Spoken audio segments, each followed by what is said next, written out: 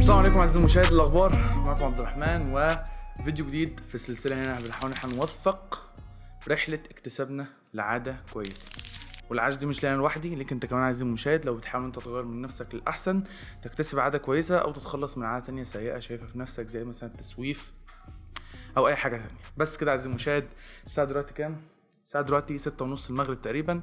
راحت عليا نوم الصبح، وبعد كده يعني فاهم نمت كتير، مش عارف ليه بصراحه، بس مش مشكله. اتمنى بس حاجه واحده، ان الدنيا متبقاش زحمه قوي. وبس كده عزيزي المشاهد، الى الجيم، يلا بينا، ليتس جو.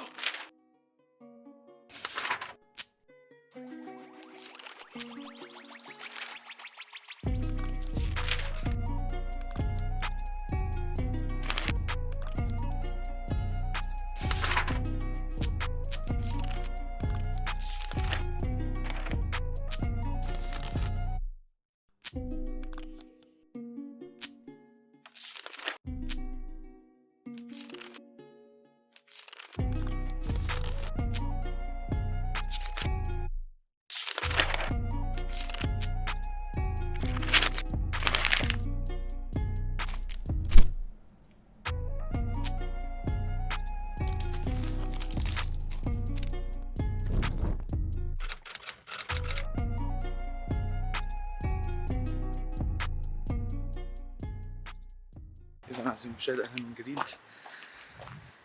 جو المغرب طبعا أهدى بكتير طبعا من الظهر، من أسباب برضه إن أنا أخرت، إن أنا كنت نسيت إزازة المية بتاعتي أحطها في التلاجة، فيعني المية مهمة، فبس يعني.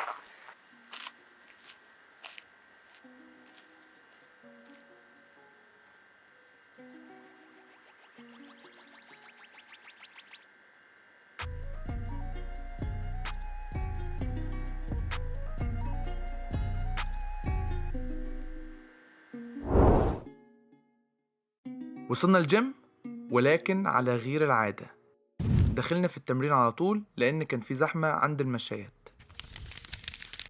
هنتمرن النهاردة كتف، أكتر عضلة مش بحبها لأنها متعبة بصراحة. بدأنا أول حاجة 4 مجموعات 10 عدات على جهاز الشولدر بريس.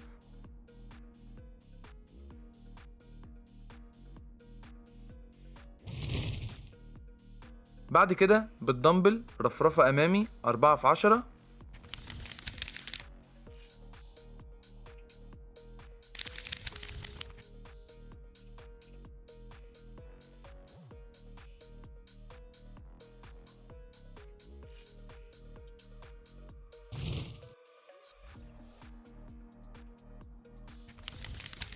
وبعدها رفرفة جانبي، مفيش أي ابتكار يعني.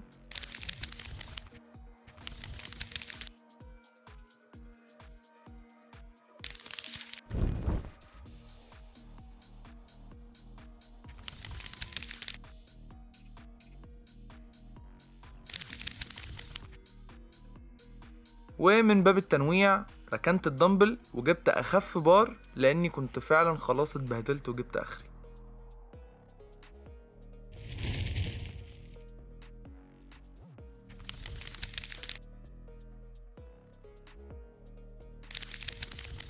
بعد كده جبت وزن أتقل عن العادي عشان تمرينة الترابيس أو الترابيزيوس.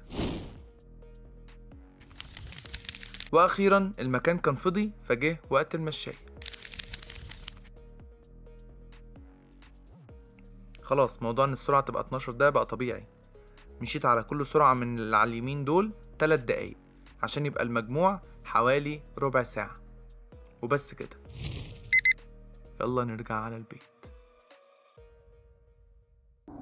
بس كده عزيزي المشاهد، انتهى اليوم كده. الدنيا زحمة يعني، كانت معجزة ان انا عرفت اصور، فبعد كده نروح بدري.